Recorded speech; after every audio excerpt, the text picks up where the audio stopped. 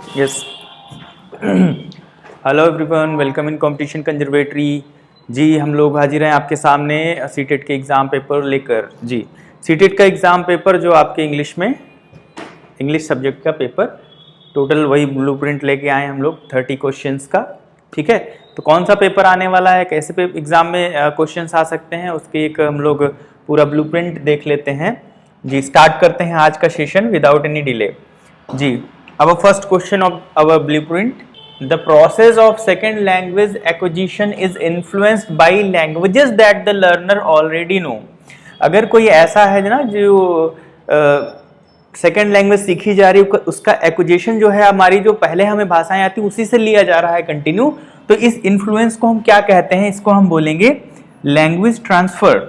Language transfer, ठीक है। अगर हमारी जो हम सीख रहे हैं सेकेंड लैंग्वेज, अगर हम एक्विजिशन कौन सी चीज़ों से कर रहे हैं, जो हमारी लैंग्वेज ऑलरेडी हमें पता है, ठीक है, उन्हीं से इन्फ्लुएंस्ड हैं, तो उसको हम क्या बोलते हैं, लैंग्वेज ट्रांसफर।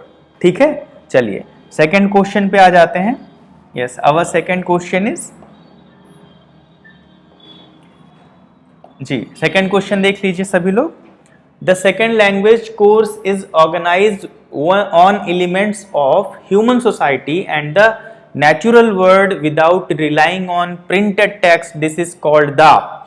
कौन सा मेथड ये कॉल करता है? देखिए, जब नेचुरल वे में कोई भाषा सीखी जाए, नेचुरल वे में सीखी जा रही ना यहाँ पे चीजें, natural word without relying on printing text, तो यहाँ पे क्या हो जाएगा, ये नेचुरल मेथड हो जाएगा। बिकॉज हम लोग प्रिंटेड मटेरियल का यूज नहीं कर रहे हैं, ये सारी चीजों का यूज नहीं, हम लोग रिलाई कर रहे हैं natural words without relying printing text. ठीक है, ह्यूमन सोसाइटी, और देखिए सोसाइटी से हम अगर कुछ सीखते हैं तो वो क्या होगा, नेचुरल लर्निंग होगी, उसमें हमें कोई सिखाता नहीं, हम ऑटोमेटिकली लर्निंग हो जाती है हमारी। ठीक है, चलिए नेक्स्ट क्वेश्चन पे आते हैं। Our next question is third one. Yes, fluency in English can be developed through, जो हमारी फ्लुएंसी इंग्लिश की वो किससे डेवलप की जा सकती है, the teacher talking for most of the time teacher बात करता रहे उससे, the teacher being alert to spot the errors and correct them, teacher सिर्फ एरर स्पॉट करता रहे और करेक्ट करता रहे, या allowing students who are not confident to have the freedom to be quiet, या फिर creating opportunities to use the target language for communication. जी अब चुप रहने के लिए आजादी दे देंगे क्या, तो ये तो नहीं होगा, ये भी नहीं होगा, ये भी नहीं होगा। Our fourth option is the right, creating opportunities to use, जो टारगेट लैंग्वेज जो सीखी जा रही है उसके अपॉर्चुनिटी देना कि उसमें कम्युनिकेशन करें बच्चे। ठीक है, this is our right answer.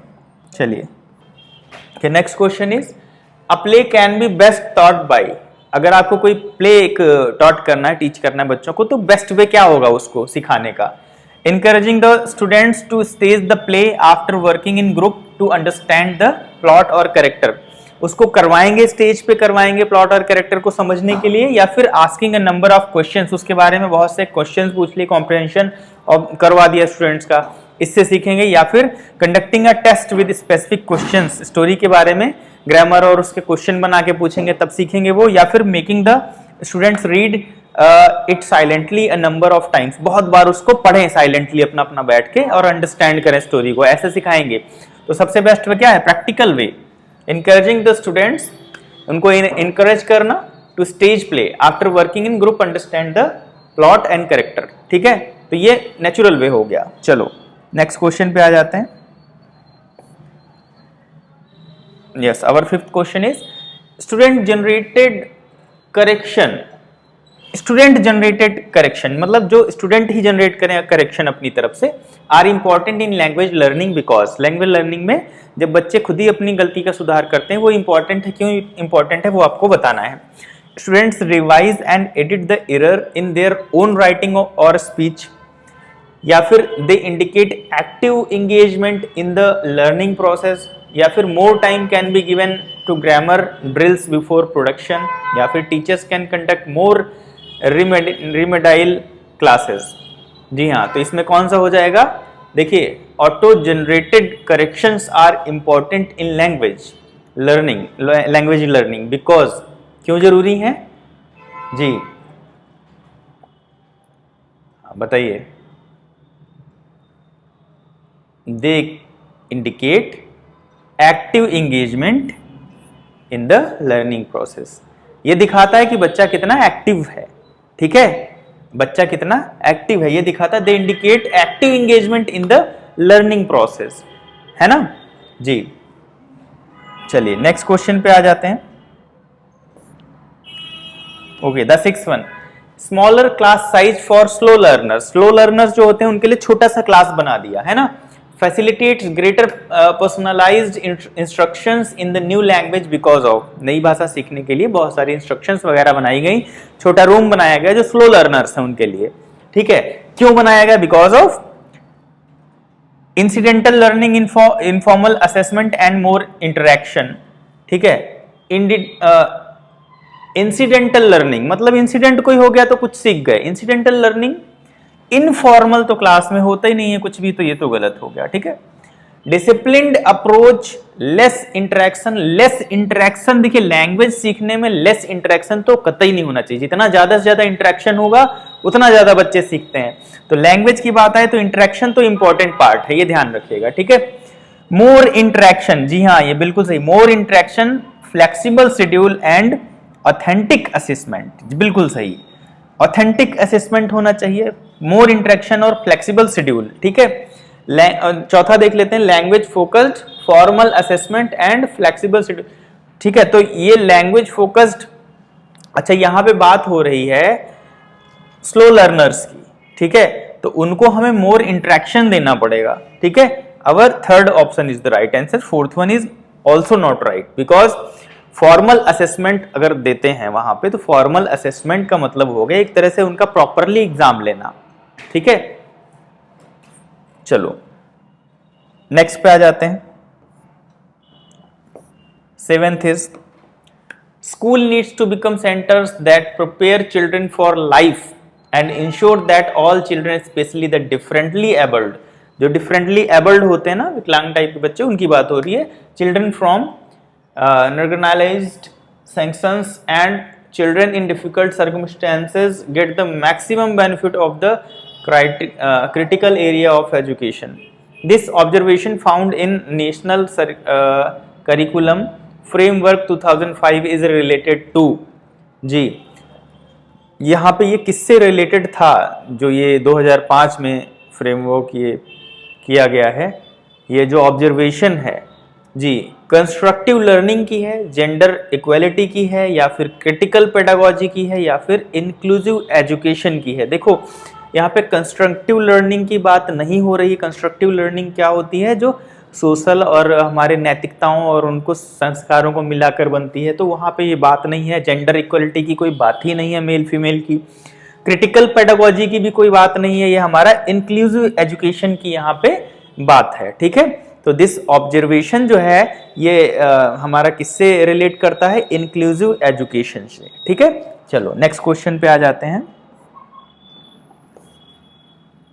The 8th one, which among the following is a feature of a child centred language classroom? जो चाइल्ड पे फोकस करता हो ऐसा कौन सा इसमें नजर आ रहा है क्लासरूम, ठीक है। Children interact in the target language through task that required multiple intelligences, ठीक है। Children work individually to prepare projects. Language में इंडिविजुअल तो कुछ होता ही नहीं है, पहली बात तो। भाषा सीखनी है तो जितने ज्यादा लोग होंगे आपस में इंटरेक्शन होगा उतना बेहतर है। Teachers plans assessment every day. Teacher अगर डेली असेसमेंट लेता रहेगा, एग्जाम लेता रहेगा तो कैसे बनेगा? Teacher gives instruction and express children to obey the discipline में रह के। लैंग्वेज सीखने के लिए सबसे इंपॉर्टेंट है children interact in the target language through task that required multiple intelligences, ठीक है। टास्क दिए उसमें इंटरेक्शन कर रहे हैं बच्चे, ठीक है, उसमें उनको दिमाग लगाना पड़ रहा है, मल्टीपल इंटेलिजेंसेस उनको यूज करने पड़ रहे हैं, ठीक है। तो first option is the right answer. चलो 9th वन पे आ जाते हैं। Dot dot dot education is to use the students native language to teach some academic content while simultaneously providing an additional language to instruction. जी अब यहां पे देखो बात क्या हो रही है, लैंग्वेज 1 लैंग्वेज 2। जब कोई दो भाषाओं की बात हो रही है तो वो क्या हो जाएगा? Bilingual simple. Bilingual education is to use the student's native language to teach some academic content while simultaneously providing an additional language to instruction. तो हमारा bilingual is the right answer. चलो नेक्स्ट पे आ जाते हैं. The 10th one, while writing, लिखते समय a student finds difficulty, एक स्टूडेंट को दिक्कत हो रही है इन एक्सप्रेसिंग हिज और हर व्यूज क्लियरली, अपने व्यूज एक्सप्रेस करने में क्लियरली नहीं एक्सप्रेस कर पा रहा है, लैक ऑफ वोकेबलरी की कमी की वजह से. ठीक है, a possible solution would be to, इसका लिए पॉसिबल सोल्यूशन क्या होगा टीचर के लिए, वो क्या देगा solution. Give a list of words with meaning to learn and use, एक लिस्ट दे दी, जाओ इसको पढ़ो और यूज करो. ठीक है. Conduct special classes to practise writing and periodic word diction and drill, बार बार पढ़ना और उसको बार बार याद करना, ड्रिल करना. कंडक्ट अ स्पेशल क्लास, वो क्या आपकी स्पेशल क्लास लेना. या फिर motivate the students to read more story books and the teacher should take information feedback about new words encountered. Change the topic suit the students ability, topic ही बदल दो जब ऐसा कुछ हो. तो हमारा third one option is the right answer. Third one क्यों होगा, मोटिवेट द स्टूडेंट. आप जब कोई वर्ड नहीं सीख पा रहा है तो उसको मोटिवेट करें स्टोरी रीडिंग के लिए. स्टोरी बुक्स दे दी, उसने पढ़ा, उसमें से वर्ड्स निकाले जिसमें वो फंस रहा है, और फिर उन वर्ड्स को आपने क्या किया, उनको इनकाउंटर किया और उनको फीडबैक के तौर पे उनको समझाया उसको. ठीक है, तो हमारा third option is the right answer. चलो नेक्स्ट पे जाते हैं. 11th is emphasis on interaction as both the means and the ultimate goal of learning a language. underline the, किस अप्रोच के अंडर आएगा ये जी. यहां पे बात हो रही लैंग्वेज की. पहली बात तो साइलेंट वे तो नहीं होगा, कॉम्प्रहेंशन का नहीं होगा, इमर्जन का नहीं होगा, कम्युनिकेटिव होता है ना लैंग्वेज, तो कम्युनिकेटिव अप्रोच है, सिंपल. ठीक है, learning a language underlies the communicative approach, simple. जहां पे लैंग्वेज की बात हो, कम्युनिकेशन, इंटरेक्शन, ये बहुत इंपॉर्टेंट पार्ट्स हैं. ठीक है, चलो नेक्स्ट क्वेश्चन पे आते हैं. A short text is read aloud and then students visualise what the passage describe. एक आपने शॉर्ट टेक्स्ट पढ़ा तेज, बच्चों ने उसको विजुअलाइज किया कि हाँ ये है, ये परी थी, ये वो था. ठीक है, then they tell the teacher about their visualisation. फिर अपने जो इमेजिन किया उन्होंने वो अपने विजुअलाइजेशन के बारे में टीचर को बता रहे हैं. और ड्रॉ अ पिक्चर, या फिर एक पिक्चर बना के दिखा रहे हैं. द एक्टिविटी एसेसेस स्टूडेंट्स, ये एक्टिविटी बच्चों का क्या एसेस करती है. स्पीकिंग विद क्लियरिटी, स्पीकिंग की तो बात ही नहीं है, उन्होंने सुन के विजुअलाइज किया या फोटो बना दिया, तो स्पीकिंग की यहाँ बात नहीं हो रही है. ठीक है. Ability to draw well, draw कर सकते हैं या बोल भी सकते हैं, तो यहाँ पे सिर्फ ड्रॉ की बात ही नहीं है. एक्यूरेसी इन इंटरप्रिटेशन, यहाँ पे इसकी भी बात नहीं हो रही. बात हो रही है जब आप स्टोरी सुना रहे हैं तेज से, तो बच्चों की लिसनिंग, अगर आप इंग्लिश में बोल रहे हो वो सुन रहे हैं और विजुअलाइज कर रहे हैं, मतलब वो लिसनिंग पे पावर आ रही है उनका. तो listening comprehension is the right answer. ठीक है, चलो नेक्स्ट पे आते हैं. The 13th one, the ... favors the exposure of students to structure in different contexts that could allow them to apply the rules by themselves. ठीक है, ऐसा method, ये मेथड्स का बात हो रही है यहाँ पे. सबसे पहले कुछ हमने बताया, जनरल स्टार्ट किया, उसके बाद रूल्स पे जाते हैं. इस मेथड को हम क्या कहते हैं, इंडक्टिव मेथड. ठीक है, इंडक्टिव मेथड. सेकेंड ऑप्शन हमारा सही हो जाएगा. मैं बता देता हूं इंडक्टिव मेथड क्या होता है.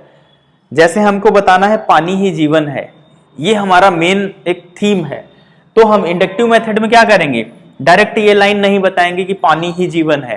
पहले बताएंगे बच्चों बताइए एक पौधा ये है जो सूख रहा है और एक ये पौधा है जो हरा भरा है, बताओ दोनों में क्या है कमी. तो एक बताएंगे बच्चे कि इसमें शायद इसको पानी नहीं मिला. ठीक है, चलो दूसरा ले आएंगे. जानवरों के लिए सबसे जरूरी क्या है, अब सब बताएंगे, कोई चारा बताएगा, कोई हवा बताएगा, कुछ बताएगा, कोई पानी बताएगा. चलो ठीक है. इंसानों के लिए खाने के बाद क्या खाते हैं, अगर हमको क्या चीज ना मिले तो हम जिंदा नहीं रहेंगे, तो बहुत से लोग बताएंगे ऑक्सीजन, पानी, खाना. ठीक है, अब कहेंगे तीनों को मिलाओ, जानवर, इंसान और पानी, इंसान, जानवर और पेड़, तीनों में क्या कॉमन है, कौन सी चीज के बिना तीनों मर रहे थे, तो सारे बच्चों का जवाब आएगा पानी. तो पानी के बारे में आप लोग राय बताएं क्या है, तो कहेंगे पानी सबके लिए बहुत इंपॉर्टेंट है। लास्ट में आपने वो लाइन निकाल दी बच्चों को एक्सप्लेन, इसको बोलते हैं इंडक्टिव मेथड, ठीक है। डिडक्टिव मेथड क्या होता है, ये उल्टा हो जाता है। पहले हमने अपना टैगलाइन बता दी जी, जल ही जीवन है, आज हम इस पे डिस्कशन करेंगे, उसके बाद शुरू करें तो दैट इज डिडक्टिव मेथड, ठीक है। तो यहां पे बात हो रही इंडक्टिव मेथड की, ये जो आपका लिखा हुआ है, ठीक है। चलो नेक्स्ट पे आ जाते हैं। 14th question, integrating semantic function as a part of grammar instruction requires students to focus on।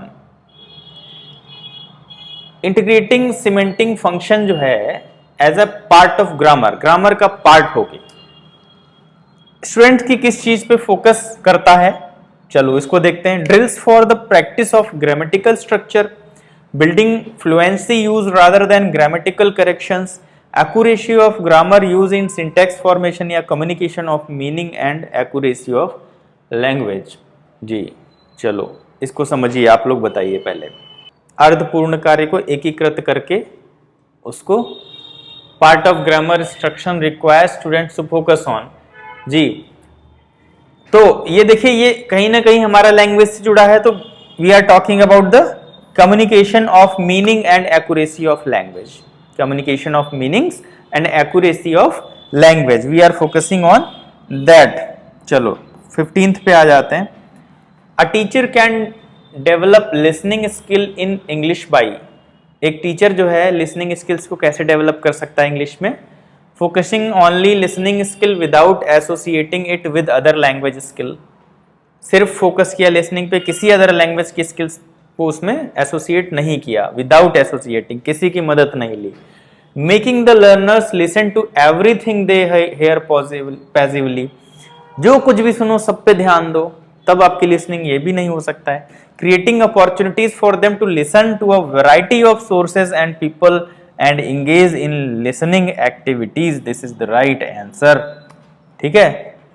Speaking to them continuously, लगातार बात करते रहो, इससे लिसनिंग थोड़ी स्टार्ट होगी, स्ट्रांग होगी। क्रिएटिंग अपॉर्चुनिटी, उनके लिए क्रिएट कर देना लिसनिंग की, अलग अलग एक्सपीरियंस देना, सोर्स देना ताकि इंटरेस्ट जगे, है ना। Engage in listening activities other other करवाना, that is our right answer. चलो अब हम आ जाते हैं अपने पैसेज पे। जी so this is our passage, one of the most famous monuments in the world, the Statue of Liberty was presented to the United States। Liberty की बात हो रही है। चलो डायरेक्ट हम क्वेश्चन पे आते हैं, देखिए बाद में हम इसको पढ़ेंगे। जी The Statue of Liberty was presented to America by, ये किसके द्वारा प्रेजेंट किया गया था। चलो अब इसके लिए हम फिर से इसमें जाते हैं, किसके द्वारा प्रेजेंट किया गया था। The great statue which were design the sculpture Auguste, इन्होंने डिजाइन किया था sculpture Auguste Bartholdi, took 10 years to complete. जी ये यहाँ पे देखिए, famous monument the word the Statue of Liberty was presented to United State of America by people of France. देखो यहाँ पे लिखा है पीपल ऑफ फ्रांस, तो इस क्वेश्चन में आ जाते हैं, या the statue was presented by the people of France, यहाँ पे थर्ड ऑप्शन में है द पीपल ऑफ फ्रांस, ये हमारा राइट आंसर हो जाएगा। स्टोरी से देखिए, स्टोरी से क्वेश्चन निकालना बहुत आसान है। अब 17th देख लेते हैं। 17 नंबर पे हमारा क्वेश्चन है, the great statue which took 10 years to complete was designed by, अभी हम लोगों ने पढ़ा था बार्थोल्डी के, ठीक है, बार्थोल्डी के द्वारा इस डिजाइन किया गया था, अभी हम लोगों ने पढ़ा था। चलो 18th पे आ जाते हैं। The great statue was taken two pieces because, ये पीसेस में लाया गया था, ये आप उसमें पढ़ेंगे तो ऐसा क्यों हुआ, क्यों इसको पीसेस में लाया गया था। which was 151 feet tall had been erected in Paris, the following year it was taken to pieces and sent to America। ठीक है, पीसेस में क्यों किया गया, क्योंकि ये 151 फीट लंबा था, डायरेक्ट नहीं आ सकता था, इसलिए टुकड़ों में लाया गया। तो हमारा आंसर क्या हो जाएगा जी, it was 151 feet tall, that's why it came in pieces। ठीक है, चलो नेक्स्ट क्वेश्चन देखते हैं क्या है। 19 what was the site for the great monument be installed, कौन सी साइट पे इसे लगाया गया था। तो कहां लगाया गया था ये सबको पता होगा, न्यूयॉर्क हार्बर में ये लगा हुआ है, और चाहे तो आप इसको हमारे पैसेज में भी देख सकते हैं, जो साइट थी इसकी वो क्या थी,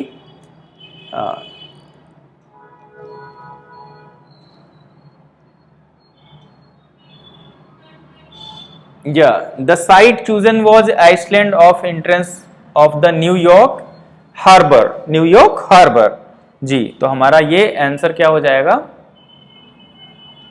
जी, fourth one, New York harbour, fourth option is the right answer. ठीक है, चलो नेक्स्ट देखते हैं कौन सा है। Since October 1886 it had been a symbol of, ये सिंबल ऑफ किस चीज का था, तो लाइबर्टी का था, सिंबल ऑफ लाइबर्टी। इसके लिए तो आपको जाना भी नहीं, इतना फेमस है statue of liberty, symbol of liberty. ठीक है, चलो नेक्स्ट पे आते हैं।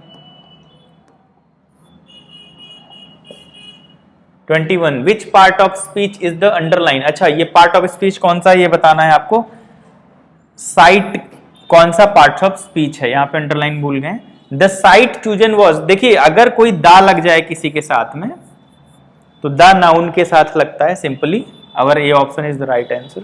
द और ए और एन आर्टिकल्स नाउन के साथ लगते हैं, अभी पिछले वीडियो आप देखेंगे आर्टिकल्स का तो आपको समझ में आ जाएगा। ठीक है, चलो दीज वॉज अवर 21 क्वेश्चंस।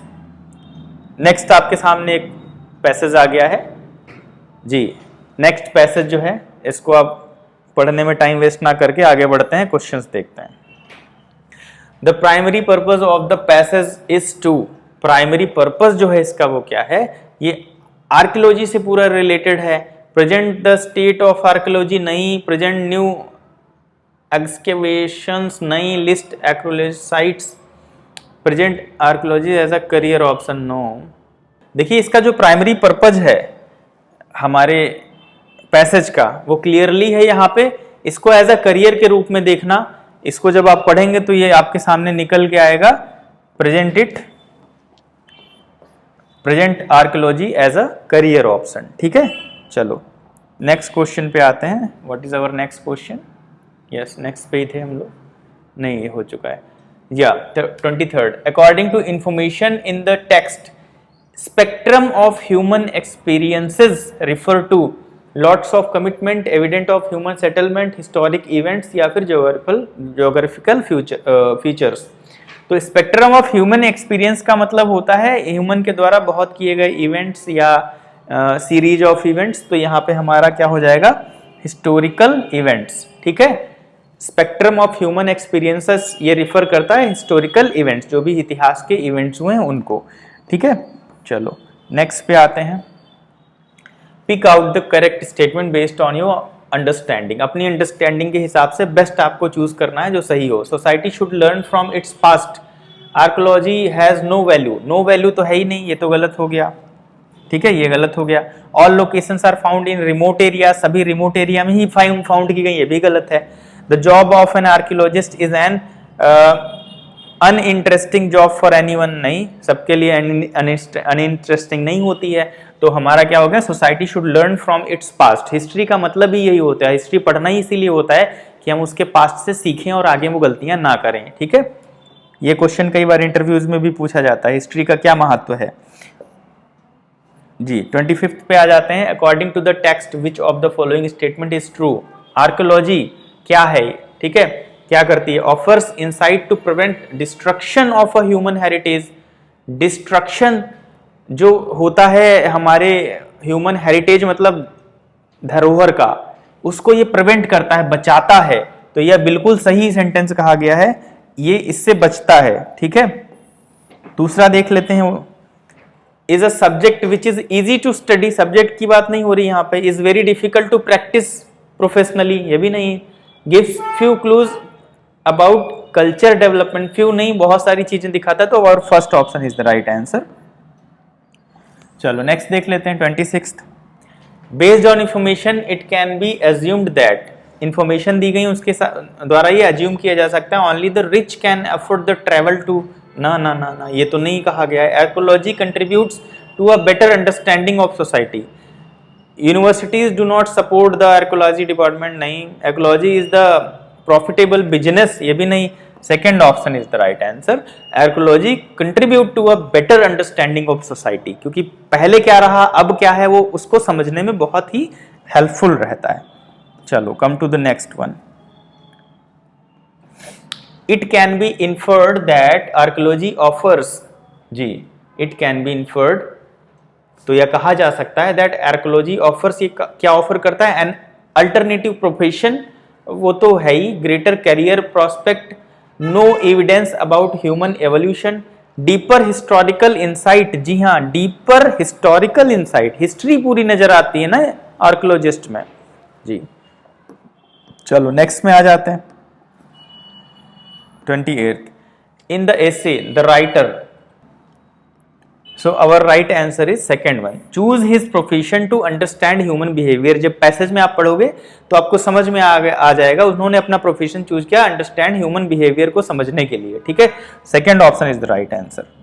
चलो नेक्स्ट पे आ जाते हैं 29th जी, the word phrase the blank page of Indians, तो ब्लैंक पेज है उसको क्या रिफर करता है, ब्लैंक पेज मतलब जहां पे कुछ फैक्ट ही ना हो, अनरिकॉर्डेड फैक्ट, जहां पे कुछ ना रिकॉर्ड हो, ब्लैंक रहता है ना, तो अनरिकॉर्डेड फैक्ट की बात हो रही है द ब्लैंक पेज को रिफर करके, ये एज अ फ्रेज यूज किया गया है, ठीक है। चलो लास्ट क्वेश्चन हमारा जो है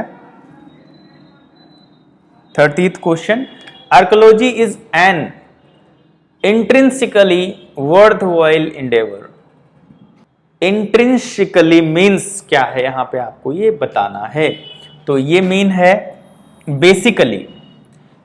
बेसिकली वर्थवाइल एंडेवर, ठीक है, बेसिकली ये बहुत अच्छा प्रयास है, ठीक है, जिसका कोई मतलब निकलेगा, तो बेसिकली, इंट्रिंसिकली का मतलब है बेसिकली, ठीक है। चलो यहाँ पे हमारे क्वेश्चंस खत्म होते हैं, मैंने बहुत जल्दी ये 30 क्वेश्चंस करवाए हैं ताकि आप लोग इन क्वेश्चंस पे ध्यान दें, इसी तरीके से जल्दी आपको एग्जाम्स में क्वेश्चंस करने हैं, ठीक है। चलो मिलते हैं नेक्स्ट वीडियो के साथ में, तब तक के लिए धन्यवाद, thank you everyone, thanks a lot.